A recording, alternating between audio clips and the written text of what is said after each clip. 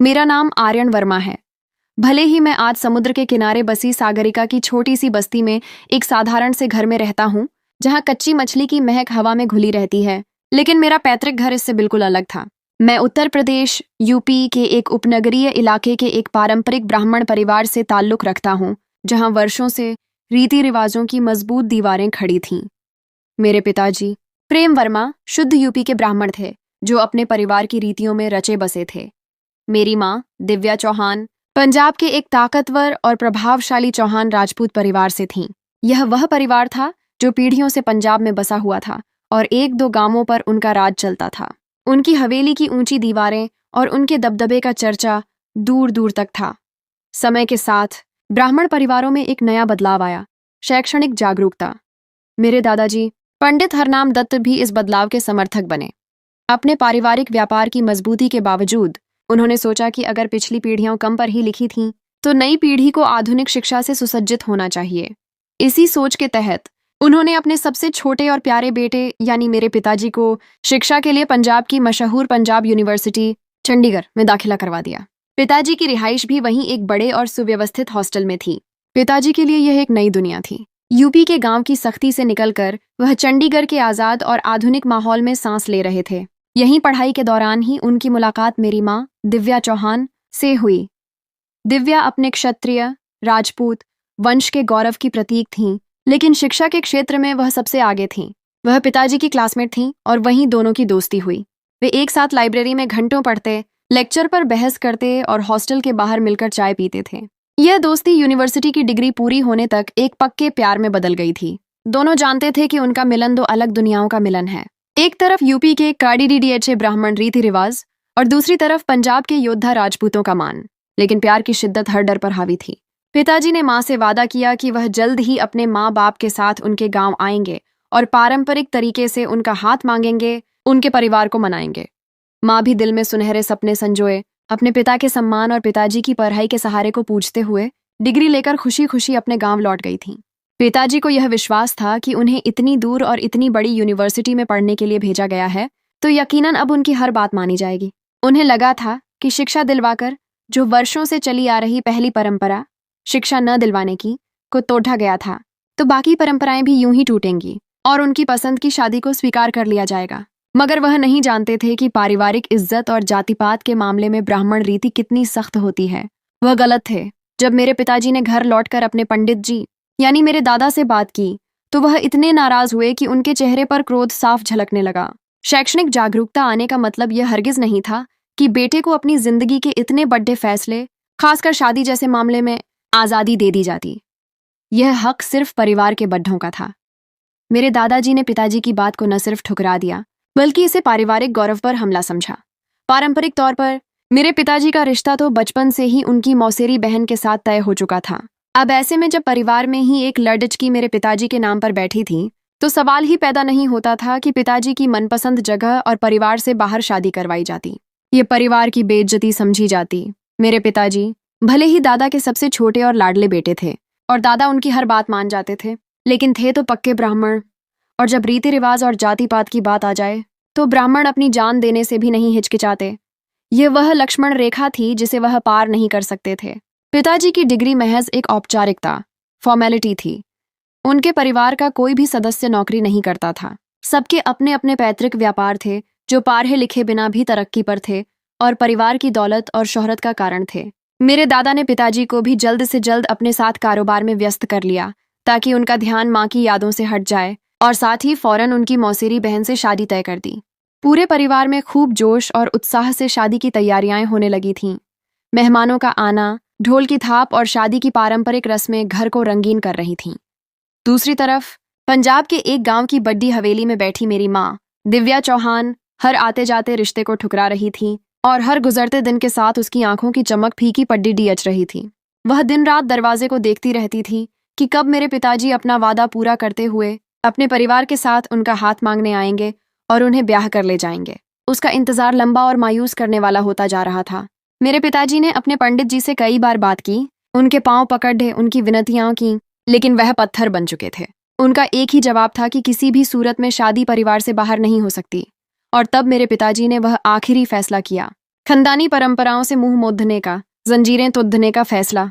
अपनी शादी की हल्दी की रस्म से महज 2 दिन पहले, जिस दिन उनके शरीर पर पारंपरिक हल्दी का रंग छड़ना था, मेरे पिताजी चुपचाप अपने इलाके से निकले, एक बस पकड़ दी और सीधा पंजाब, मेरी माँ के गांव जा पहुंचे। लेकिन वहां का मंजर देखकर उनके पैरों तले से जमीन निकल गई थी। वह जो अपने सपनों के महल आंखों में बसाए, अपनी परंपरा को तोड़ कर आए थे, उनके सर पर आसमान टूट पड़ा। उन्हें लगा कि उनका सारा बलिदान देना बेकार गया। आंखों में ठहरा आंसू पत्थर बन गया। एक गैर अपेक्षित मंजर ने उनकी सोच और समझ को ठप कर दिया था। हुआ कुछ यूं था कि वह चौहानों की हवेली जा पहुंचे और वहां भी वही मंजर था जिससे वह भाग कर आए थे। हवेली दुल्हन की तरह सजी हुई थी और मेरी माँ दिव्या की भी शादी के दिन नजदीक थे। मेरी माँ भी पारिवारिक दबाव का सामना कर रही थी और उनकी शादी उनके पिता के दोस्त के बेटे वीर सिंह से तय की जा चुकी थी। पिताजी माँ के क्लासमेट रहे थे, तो शादी की तकरीब में शामिल उनके साझा दोस्तों ने उन्हें पहचान लिया। पिताजी को भी मेहमान समझा गया। जब मेरी माँ को पता चला कि पिताजी पहुंच चुके हैं, तो वह फौरन उनसे मिलने आईं। दोनों ने एक दूसरे को खुद पर गुजरे दिल को चीर देने वाले हालात सुनाए और उनकी मोहब्बत ने उन्हें एक दूसरे के साथ खाड़ी डीडी होने का हौसला दिया। और फिर दोनों ने बगावत का फैसला किया, पारंपरिक दबाव और पारिवारिक जिद के खिलाफ। मेरे पिताजी मेरी माँ को उनकी शादी वाले दिन ही, जब रस्में जोरों पर थीं, भगा कर ले गए। यह एक नाकाबिल ए माफी अपराध था। मेरी माँ का परिवार, चौहान राजपूत, काफी खतरनाक और प्रभावशाली था, तो हथियारों से लैस लोग मेरे माँ और पिताजी के खून के प्यासे बनकर उनका पीछा करने निकल पड़े। और दूसरी तरफ मेरे पिताजी का ब्राह्मण परिवार भी कम नहीं था। वह भी अपनी खानदानी बंदूकों के साथ पंजाब पहुंच चुके थे, क्योंकि पिताजी से यह गलती हुई थी कि उन्होंने अपने पंडित जी को मेरी माँ का नाम पता सब बता रखा था। यूं दोनों परिवार गुस्से और इंतकाम की आग में जलते हुए उनकी बू सूंघते फिर रहे थे। मेरे पिताजी मेरी माँ को लेकर फौरन इलाहाबाद, प्रयागराज चले गए थे, जो 2 नदियों का संगम होने के साथ साथ एक सुरक्षित पनाहगाह भी था। वहां दोनों ने एक आर्य समाज मंदिर में हिंदू रीति के अनुसार सादगी से शादी ब्याह किया। आर्य समाज की शादी चूंकि जाति पात की कैद से आजाद होती है, इसलिए यह उनकी बगावत का कानूनी सबूत भी बन गया। फिर पिताजी माँ को लेकर यूपी में अपने एक भरोसेमंद दोस्त के घर आकर ठहरे। पिताजी को अंदाजा था कि उनके पंडित जी सारी दुनिया छान मारेंगे, लेकिन अपने इलाके की तरफ उनका ध्यान नहीं जाएगा, क्योंकि परंपरा में भागे हुए लोग हमेशा दूर भागते हैं। मेरी पैदाइश भी इसी दौरान यूपी में हुई थी और मेरे माँ और पिताजी ने बड़े प्यार और उम्मीद से मेरा नाम आर्यन वर्मा रखा था, एक नए दौर और आज़ादी का प्रतीक। 2 साल तक मेरे माँ बाप दुनिया की नज़रों से छिपकर और डर डर कर जीते रहे थे। उनका छोटा सा घर उनके लिए दुनिया की सबसे सुरक्षित पनाहगाह था। फिर 2 साल बाद पिताजी मुझे और मेरी माँ को लेकर दिल्ली आ गए, जहां उन्होंने किराए पर एक फ्लैट भी ले लिया। पिताजी के पास अच्छी डिग्री थी, तो जल्दी ही एक अच्छी जगह जॉब, नौकरी भी मिल गई थी। परंपराओं की बेदियों से दूर मेरे माँ बाप एक पुरसुकून और सावधान जिंदगी गुजार रहे थे। काफी वक्त गुजर चुका था। अब मेरे माँ बाप को एक झूठा संतोष था कि अतीत उनका पीछा छोड़ ड चुका है, लेकिन वह गलत थे। हमारी शांति भरी जिंदगी में अचानक एक दिन पत्थर आकर गिरा और वह आशियाना जिसे मेरे माँ बाप ने बहुत मोहब्बत से बनाया था, वह टूटकर तबाह हो गया। इस तूफान में कुछ भी नहीं बचा था, सिवाय मेरे माँ बाप के वजूद के एक अधूरे और जख्मी टुकड़े के, और वह जख्मी टुकड़ा मैं था। मैं उस वक्त 12 साल का था और काफी समझदार भी। पिताजी ने मुझे बिठाकर अपना पूरा अतीत बताया था, ताकि मैं हर तरह की परिस्थिति के लिए तैयार रहूं। हम दिल्ली में रहते थे, लेकिन हमने कई बार मकान बदले थे। अपनी 12 साला जिंदगी में मैंने हजारों घर देख लिए थे, जहां हमें हर महीने शिफ्ट होना पड़ी रहता था, क्योंकि कोई ना कोई जासूस मेरे माँ के परिवार और पिताजी के परिवार तक हमारा पता पहुंचा देता था। मैं सब जानता था, इसीलिए हमारा बैग, सामान हमेशा तैयार रहता था कि कहीं भी जाने की जरूरत पड़ सकती है। हम 3 लोगों का एक प्यार भरा त्रिकोण था और हम इस त्रिकोण में बहुत खुश थे। लेकिन खुशियां ज्यादा देर तक सीधी नहीं आती, सो हमारी खुशी भी बर्बाद हो गई थी। मेरी माँ का पूर्व मंगेतर वीर सिंह, जो मेरी माँ के पिता के दोस्त का बेटा भी था, वह ठीक शादी के वक्त ठुकराए जाने की शर्मिंदगी और गुस्सा भूल नहीं पा रहा था। वह एक खतरनाक और जिद्दी आदमी था और बिना थके इतने सालों से मेरे माँ और पिताजी को ढूंढ रहा था, ताकि उन्हें मारकर अपने बदले की आग बुझा सके। और एक दिन हमारी बदकिस्मती कि वह अपने कुछ आदमियों के साथ हमारे फ्लैट पर घुस आया था। उस दिन पिताजी भी घर पर थे। अपनी पूर्व मंगेतर की आंखों में खून उतरा देखकर माँ फौरन खौफजदा हो गईं और सबसे पहले किसी की भी नजर में आए बिना उन्होंने मुझे घर की सबसे सुरक्षित जगह पर छिपा दिया, एक छोटी सी अंधेरी अलमारी में। उन्होंने मुझे इस खती से हिदायत दी थी कि चाहे कोई भी आवाज सुनूं, लेकिन चीखूंगा नहीं और बाहर नहीं निकलूंगा। मेरे गाल को जोर से चूमते वक्त वह जख्मों से चूर लग रही थीं, गोया वह उस अनदेखी साथी मौत को देख चुकी थीं जो कुछ देर बाद उनको लेने आने वाला था। मेरे पिताजी बहुत बहादुर थे, लेकिन एक आदमी भला इतने हथियारबंद आदमियों से कैसे लड़ता। और फिर आखिरकार कुछ गोलियों की आवाजें सुनाई दीं और साथ ही मेरी माँ और पिताजी की चीखें भी सुनाई दी थीं। अलमारी के अंदर मैं कांप रहा था और मेरे दिल में एक तीव्र दर्द उठ रहा था, गोया अनदेखा साथी अपनी बाहों में समेटने आ पहुंचा था। मैं डरा सहमा सा छिपा रहा था। मुझे घर में लोग दौड़ते भागते सुनाई दे रहे थे। शायद वह मुझे ढूंढ रहे थे ताकि मेरे माँ बाप के साथ ही मेरा काम तमाम कर दें। लेकिन मेरी माँ ने मुझे एक ऐसी जगह छिपाया था जहां तक उन दुश्मनों की आंखें नहीं देख पा रही थीं। कुछ देर तक वह मुझे ढूंढते रहे और फिर नाकाम होकर जैसे आए थे वैसे ही चले भी गए थे। उनके जाने के बाद मैं अपने आंसू पोंछकर हिम्मत जमा करके अलमारी से निकला और अपने माँ बाप के वजूद के पास आया। वह दोनों खून में लथपथ थे और उनकी सांसें बस जिंदगी की आखिरी दहलीज पर थीं। और फिर मेरे देखते ही देखते मेरे माँ बाप मेरे ही सामने जिंदगी की बाजी हार गए। मैं डरा सहमा सा उठकर दरवाजे की तरफ भागा था और फिर मैं भागता ही रहा था। मैं कहीं बहुत दूर जाना चाहता था जहां मेरे माँ बाप की आखिरी वक्त की सूं मुझे सुनाई न दे, जहां मुझे उनके खून में लथपथ जिस्म दिखाई न दे। मैं भागते भागते अपने घर से बहुत दूर निकल आया था और फिर थककर एक जगह सांस लेने को रुका। मेरे जिस्म में पानी की तीव्र कमी हो चुकी थी। एक औरत मेरे पास आई और उसने मुझे पानी की बोतल पेश की। मुझे पानी की बहुत ज्यादा तलब हो रही थी, इसीलिए मैंने फौरन उस औरत से बोतल छीनी थी और एक ही सांस में सारा पानी पी गया। पानी पीते ही मेरा सर चकराने लगा और मैं बेहोश हो गया। वह पानी नहीं था, बल्कि एक खौफनाक साजिश का हिस्सा था। जब मुझे होश आया तो मैंने खुद को एक गंदी जगह पर बहुत सारे अपने जैसे ही सहमते हुए बच्चों के बीच पाया था। वह एक अपहरण करने वाले गिरोह का अड्डा था जो बच्चों को विकलांग करके भीख मंगवाते थे। मुझे याद आया कि मैं पानी पीते ही बेहोश हो गया था और फिर मैं डर गया। वहां मौजूद शांत बच्चों में से किसी की टांग नहीं थी तो किसी का हाथ नहीं था और किसी का आधे से ज्यादा चेहरा तेजाब से जला हुआ था। वहां बैठे कुछ बच्चों से ही मुझे पता चला कि आज जो नए बच्चे लाए गए हैं, कल तक उनकी टांग या हाथ भी काट दिए जाएंगे और फिर उन्हें भीख मांगने के लिए सिग्नल पर बिठा दिया जाएगा। मैं सहम गया और वहां से निकलने का रास्ता देखने लगा। जब आधी रात गुजरी और सब सो गए तो मैं एक गुप्त रास्ते के जरिए वहां से भाग निकला। मुझे नहीं पता था कि मुझे कहाँ जाना है, लेकिन मुझे अपनी जान बचानी थी, जिसके लिए जहां मुझे रास्ता मिलता मैं भाग निकला। मैं भागते भागते एक सड़क पर आया कि अचानक से मेरे सामने एक तेज रफ्तार गाड़ी आई और मैं उससे टकराकर दूर जा गिरा। मेरी आंखें धीरे धीरे बंद होने लगी थीं जब मैंने देखा कि गाड़ी से दो लोग निकलकर भागते हुए मेरे पास आए थे। मुझे जब होश आया तो मैंने खुद को एक आरामदेह से बिस्तर पर पाया था। मेरे हाथ में ड्रिप लगी हुई थी और सर पर पट्टी बंधी हुई थी। पास एक औरत कुर्सी पर बैठी ऊँग रही थी। वह औरत बिल्कुल मेरी माँ की उम्र की थी और उनकी आंखों में ममता की झलक थी। मैंने उसे पूछा कि मैं यहाँ कैसे पहुंचा हूँ, तो उसने बताया कि मैं उनकी गाड़ी से टकरा गया था और वह मुझे अपने साथ ले आई थी और डॉक्टर को बुलवाकर मेरी मरहम पट्टी भी कर दी थी। इस औरत का नाम प्रियंका देवी था। उनके शौहर का नाम रमेश चौहान था और वह दोनों एक आलीशान और शानदार घर में रहते थे। प्रियंका आंटी एक सफल बिजनेस वुमन थी और रमेश अंकल भी अपना बड़ा कारोबार चलाते थे।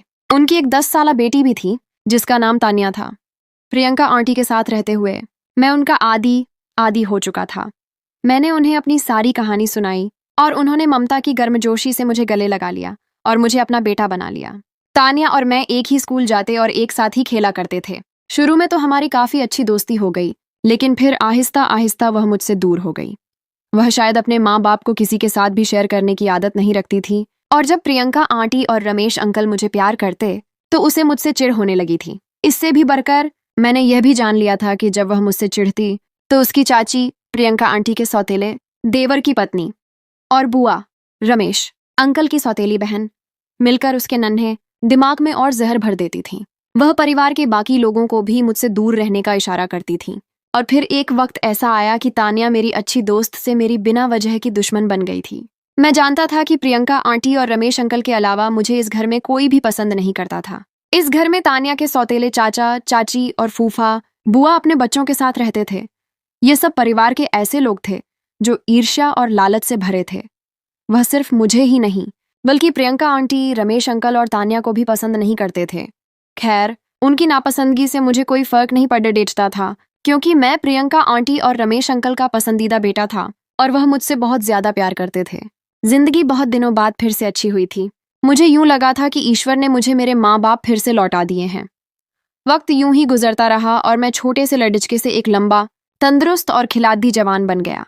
मैं शहर के बड़े कॉलेज में पढ़ता था और अपनी जिंदगी से संतुष्ट था। अब मेरे पास एक प्यार करने वाला परिवार था और मेरा अतीत एक धुंधला ख्वाब बन चुका था।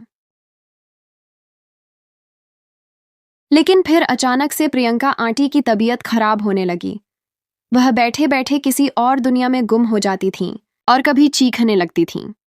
रमेश अंकल उन्हें कई डॉक्टरों के पास ले गए, लेकिन किसी को कुछ समझ नहीं आ रहा था कि प्रियंका आंटी को हुआ क्या है। जब प्रियंका आंटी बैठे बैठे ही चिल्लाने लगती थीं और अपने बाल नोचने लगती थीं, उनकी हालत दिन ब दिन खराब होती जा रही थी। एक दिन तो उन्होंने अपने सर के सारे बाल ही काट डाले थे। रमेश अंकल ने उन्हें हॉस्पिटल में दाखिल करवा दिया था और वह दिन का ज्यादा वक्त हॉस्पिटल में ही गुजारते। पीछे घर में चाची और बुआ का टॉर्चर मुझे सहना पड़ देता। वह तान्या को भी काफी हद तक बहला फुसला चुके थे। कुछ दिन बाद प्रियंका आंटी की हालत संभली तो रमेश अंकल उन्हें घर ले आए, लेकिन घर लाने के 1-2 दिन बाद ही उनकी हालत फिर से बिगड़ गई। एक दिन फिर उन्हें दौरा पड़ा और वह चीखते हुए कमरे से बाहर को भागी, लेकिन सीढ़ियों से गिर गईं। उनका सर फट चुका था और काफी खून बहने लगा। उस वक्त घर पर चाचा जी मौजूद थे। रमेश अंकल तान्या को स्कूल से लाने गए थे, जबकि मुझे उस दिन बुखार था, इसलिए मैं घर पर ही था। प्रियंका आंटी को खून में लथपथ देखकर मैं बहुत ज्यादा सहम गया, क्योंकि मेरी सगी माँ भी यूं ही खून में लथपथ पद्धी दुनिया से चली गई थी। प्रियंका आंटी मेरे लिए माँ का दर्जा रखती थीं और माँ के बाद माँ को खोना असहनीय था। मैंने वहां मौजूद चाचा और चाची से मदद की भीख मांगी, लेकिन वह दोनों टस से मस नहीं हुए। वह बेहिस बने रहे, जैसे उन्हें कोई फर्क ही न पड़ता हो। उनकी बेहसी और स्वार्थ उनके चेहरों पर साफ दिखाई दे रही थी। मैंने प्रियंका आंटी के स्थिर वजूद को अपनी बाहों में उठाया और पूरी ताकत से गाड़ी की तरफ भागा। मैं उन्हें हॉस्पिटल लेकर गया, लेकिन मुझे बहुत देर हो गई थी। प्रियंका आंटी कब की जा चुकी थी। मैंने रमेश अंकल को फोन करके बताया तो वह हॉस्पिटल आ गए और टूटकर चूर चूर हो गए। प्रियंका आंटी उनकी प्रेमिका और जीवन संगिनी थी। उनके जाने पर उनकी दुनिया उजड़ गई थी। प्रियंका आंटी के शव अंतिम संस्कार के लिए को घर लाया गया तो चाची और बुआ छाती पीटकर झूठे आंसू बहाने लगी थीं। उनके नाटक मुझे और तकलीफ दे रहे थे कि यह वही लोग थे जिनके सामने प्रियंका आंटी तक डेचपती रही थी और वह बेहिस बने रहे थे। प्रियंका आंटी का अंतिम संस्कार कर दिया गया। मैंने सारे इंतजाम देखे और रमेश अंकल को भी संभाल रहा था। थोड़ा वक्त गुजरा और सब आहिस्ता आहिस्ता सदमे से निकलने लगे थे। जिंदगी मुश्किल से घमों से निकली थी कि अचानक फिर से एक हादसा हो गया। मुझे लगने लगा था कि शायद हादसों का मुझसे ही कोई नाता है। जहां जाता था वहां तबाही शुरू हो जाती थी। एक बार फिर से हमारे सरों पर आसमान टूट पड़ा था। रमेश अंकल की गाड़ी एक तेज रफ्तार ट्रक से टकराई थी, जिसके नतीजे में वह मौके पर ही गुजर गए थे। सबसे ज्यादा चिंताजनक बात यह थी कि जिस ट्रक से उनका टकराव हुआ था वह ट्रक ड्राइवर समेत गायब हो चुका था, जिसका मतलब था किसी ने जानबूझकर यह सब करवाया है। रमेश अंकल की मौत का गम अभी दिलों में ताजा था कि एक और तूफान ने हमारी जिंदगियों का रुख किया। रमेश अंकल की मौत के फौरन बाद उनके सौतेले भाई और बहन और बहनोई, चाचा चाची, फूफा, बुआ ने मिलकर एक फर्जी वसीयतनामा बनवा दिया, जिसके मुताबिक रमेश अंकल ने अपनी सारी जायदाद अपने भाई और बहन के नाम कर दी थी और अपनी बेटी तान्या के लिए एक पैसा भी नहीं छोड़ रहा था। वह घर जिसमें हम रह रहे थे वह भी चाचा जी अपने नाम करवा चुके थे और हमें यानी मुझे और तान्या को घर से फौरन निकल जाने का बोल दिया। मैंने बहुत हाथ पांव मारने की कोशिश की कि तान्या का हक उसे मिल जाए, लेकिन चाचा जी ने पैसे के जोर पर सब कुछ अपनी तरफ कर लिया था। तान्या की आंखें अब खुली थीं कि जिन रिश्तेदारों पर वह अंधा भरोसा करती थी और जिनकी बातों में आकर मुझसे नफरत करती थी, वह कितने बड्ढे, झूठे, मक्कार और स्वार्थी थे। उनकी असलियत उसके सामने थी। चाचा जी ने तो हम पर हमला भी करवा दिया था, जिससे दिल्ली में हमारा जीना मुश्किल हो गया। सो मजबूरन हमें दिल्ली छोड़कर चेन्नई, मद्रास आना पड़ा। चेन्नई आकर एक दुकानदार की मदद से हमें समुद्र किनारे सागरिका बस्ती में एक बेहद छोटा सा घर मिल गया। ये वही बस्ती थी जहां ज्यादातर झोंपड़ियां उन मछुआरों, जालधारियों की थीं जो दिन भर समुद्र से मछलियां पकड़ते और बेचकर अपना गुजारा करते थे। हमारी हालत ऐसी थी कि हमारे पास जायदाद तो दूर, कोई बचत भी नहीं थी। मेरी और तान्या दोनों की शिक्षा पूरी नहीं थी, तो अच्छी जॉब, नौकरी का सवाल ही पैदा नहीं होता था, और दूसरा पास कुछ था भी नहीं कि हम अच्छी जगह घर ले सकें। और तीसरा और सबसे अहम मसला यह था कि मेरा और तान्या का कोई खूनी रिश्ता तो था नहीं कि हम एक साथ रह सकते। और समाज कभी इसे स्वीकार न करता। तो मजबूरन और अपनी सुरक्षा और कानूनी हैसियत के लिए हम दोनों ने यह तय किया कि हम शादी कर लेते हैं। और फिर हमने कोर्ट में जाकर सादगी से विवाह कर लिया और सागरिका बस्ती में रहने लगे थे। मेरी और तानिया दोनों की जिंदगी में यह शादी एक कानूनी जरूरत से ज्यादा कुछ नहीं थी। कम से कम शुरू में मुझे एक फैक्ट्री में 30,000 महीने की तनख्वाह पर नौकरी मिल गई और तानिया भी एक शॉपिंग मॉल में सेल्स गर्ल की जॉब करती थी। हम जिंदगी के दिनों को बस काट रहे थे। मेरे और तानिया के रिश्ते को कुछ वक्त गुजरा तो हम दोनों ने एक दूसरे को कबूल कर लिया। तानिया का रवैया भी मेरे साथ काफी बेहतर हो गया था। हम दोनों ने मिलकर फैसला किया था कि जब विवाह के कागजात पर दस्तखत कर ही चुके हैं तो इन कठिन पड़ावों में जिंदगी को एक दूसरे के संग हंसी खुशी गुजारते हैं। तानिया काफी आरक्षित, शांत स्वभाव, लड़ियच की थी, इसलिए उसका तो पता नहीं, लेकिन मुझे उससे बहुत मोहब्बत हो गई थी और मैं अपनी बाकी की सारी जिंदगी उसकी संगत में गुजारना चाहता था, चाहे हालात जैसे भी हों। कुछ समझौतों और कुछ मुस्कुराहटों से जिंदगी कठिन पड़ावों से निकलकर आसानियों की तरफ आने लगी थी। जिंदगी सामान्य होने लगी थी कि मेरी जिंदगी में फिर से कुछ अजीब होने लगा। मेरी जिंदगी तो अजूबों और हादसों का घर थी, तो ये कोई नई बात तो न थी। हुआ कुछ यूं कि तान्या का रवैया आहिस्ता आहिस्ता बदलने लगा। पहले वह चुप चुप रहने लगी, फिर मुझसे खींची खींची रहने लगी और अब पिछले 3 दिनों से उसे एक अजीब सी कच्ची मछली की बदबू आ रही होती थी। वह सोने के बिस्तर पर आती तो वह बू पूरे कमरे में फैल जाती थी और मुझे बहुत नागवार गुजरती। मुझे हैरानी होती कि तान्या से कच्ची मछली की बदबू आती ही क्यों है, क्योंकि तान्या तो कच्ची मछली को हाथ भी नहीं लगाती थी और वह जॉब भी तो एक बड़े शॉपिंग मॉल में करती थी, तो फिर मछली के साथ होने या साफ करने का सवाल ही पैदा नहीं होता।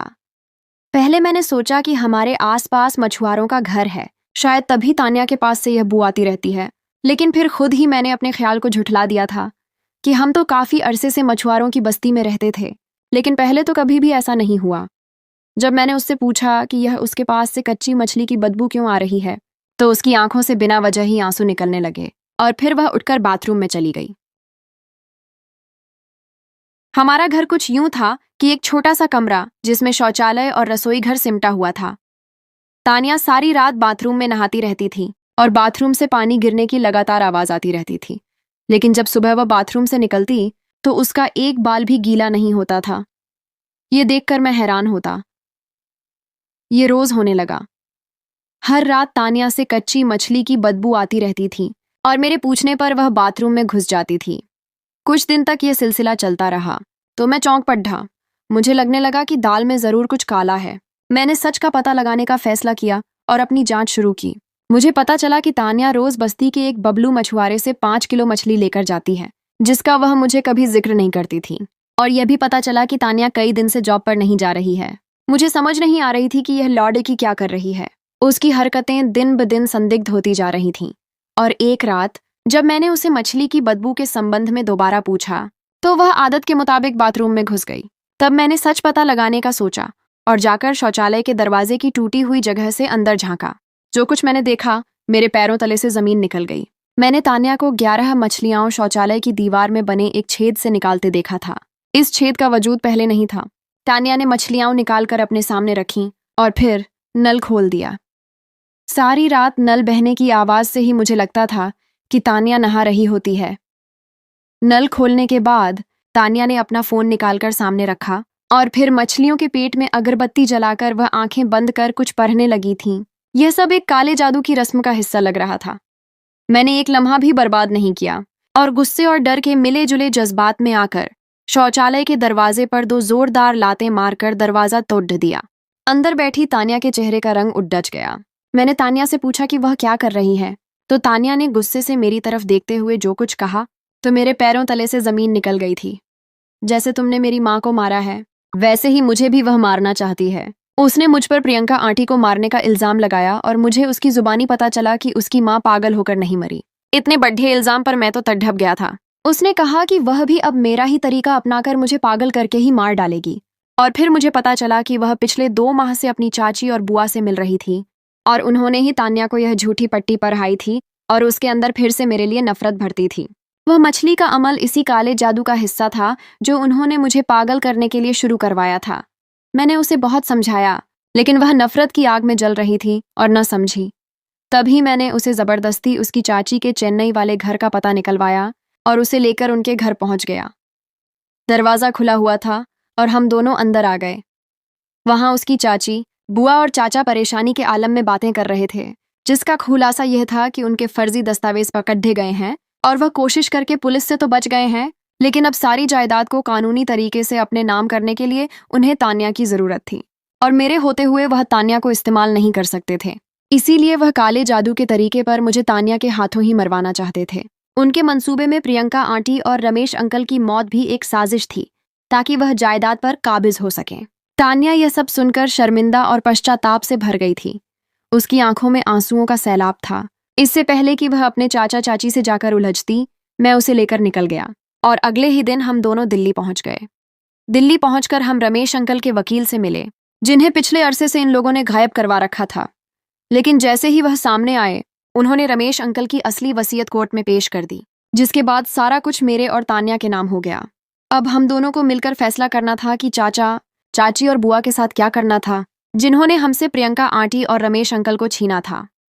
हमने न्याय के लिए कानूनी कार्रवाई शुरू कर दी, ताकि उन्हें उनके अपराधों की सख्त से सख्त सजा मिले। मेरी और तान्या की मोहब्बत और भरोसे का रिश्ता इस कठिन इम्तिहान से गुजरकर और मजबूत हो चुका था। हम दोनों ने फैसला किया कि अब हम अपना बचा हुआ घर दोबारा बनाएंगे और एक दूसरे का सहारा बनेंगे।